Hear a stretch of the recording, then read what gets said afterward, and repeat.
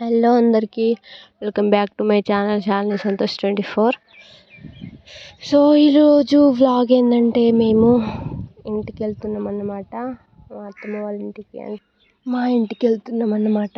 ఎందుకు అంటే కొంచెం దేవునికి చేసుకునేది ఉందన్నమాట. మాకు పోచమ్మ తల్లికి మొక్కు ఉంది, అందుకే వెళ్తున్నాం అన్నమాట. సో ఈవినింగ్ 5కి స్టార్ట్ అయినాం. ఈవినింగ్ 5కి స్టార్ట్ అయితే హైదరాబాద్ నుంచి మెదక్ వెళ్ళడానికి 3 hours జర్నీ పడుతుంది. కార్లో అయితే 2.5 hours పడుతుంది. అలాంటిది మాకు సిటీ దాటడానికి 3 hours పట్టింది ఆ రోజు. ఎందుకు అంటే అంత ట్రాఫిక్, వర్షం పడింది. వర్షం వల్ల ఫుల్ ట్రాఫిక్ అన్నమాట. కూర్చొని అయితే కాళ్ళు నొప్పి వచ్చేసినాయి మాకు.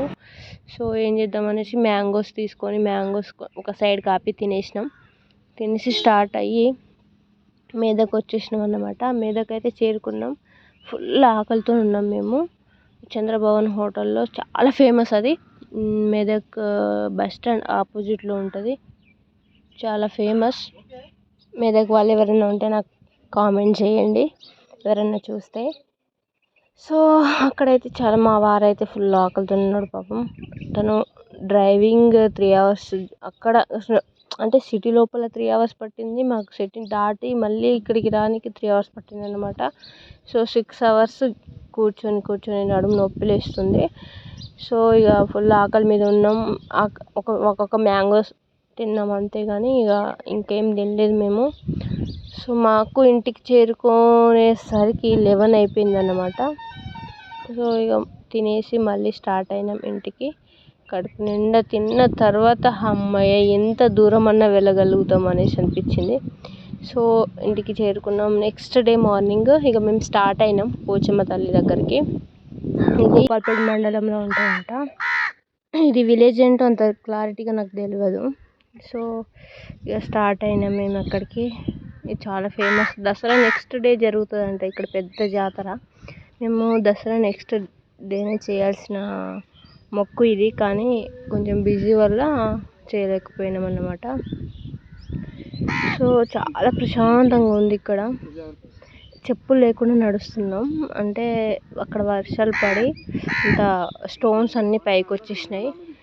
చెప్పులు లేకుండా నడవాలంటేనే చాలా డేస్ తర్వాత మస్తు పెయిన్, గుచ్చుకుంటున్నాయి అవి కాళ్ళకి. కష్టంగా నడిచినాం మేమైతే. ఇక దేవుని దగ్గర చెప్పులు వేసుకోవద్దు కదా, అందుకని చెప్పులు లేకుండా నడిచినాం.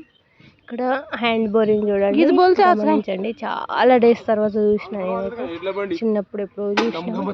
10 years నుంచి ఇక నల్లాలే కదా, వాటర్ ఇవి అవి బోర్, ఇలాంటి హ్యాండ్ బోరింగ్ ముట్టించుకోవడం లేదు ఇప్పుడు. చాలా డేస్ చూసుకోవచ్చు. చిన్నప్పుడు జ్ఞాపకాలు గుర్తుకొచ్చేసినాయి నాకు. మా వారు అంటున్నారు కదా, ఇక్కడికి మేము ఎడ్ల బండి కట్టుకొని వస్తాము, ఫ్యామిలీ అంతా వస్తాము, చాలా ఎంజాయ్ చేస్తూ వస్తాము అన్నట్టు చెప్తున్నారు అక్కడ. సో మా అక్క ఏమో ఇక్కడ నన్ను పిలుస్తుంది, వాటర్ నింపొద్దాం దా అని. మేము కోసిన మేక చూడండి.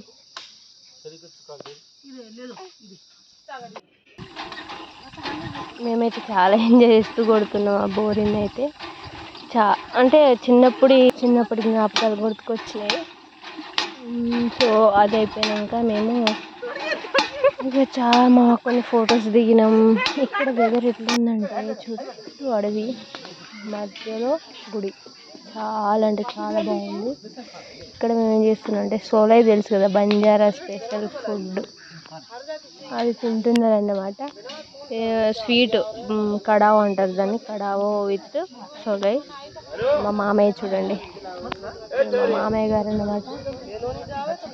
సోలై విత్ కడావో సూపర్ కాంబినేషన్ అన్నమాట. బంజారా స్పెషల్ అంటే స్పెషల్. సోలై తిన్న తర్వాత ఇప్పుడు తినడానికి కూర్చుందాం అన్న లోపే మాకు వర్షం స్టార్ట్ అయిపోయింది అన్నమాట. ఫుడ్ అన్నమాట. వర్షం, గాలి, బాబా అస్సలు ప్రశాంతంగా కూర్చొనియలేదు. ఇది ఏంటి? బంజారా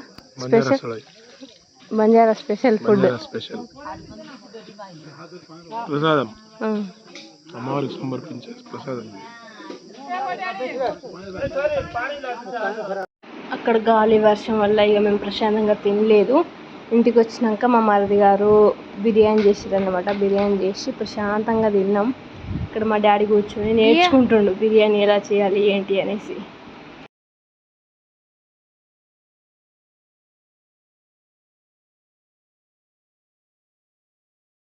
మా డాడీ ఇక్కడ కూర్చొని మా మరిది ఎట్లా వండుతున్నారో నేర్చుకుంటున్నాడు అన్నమాట.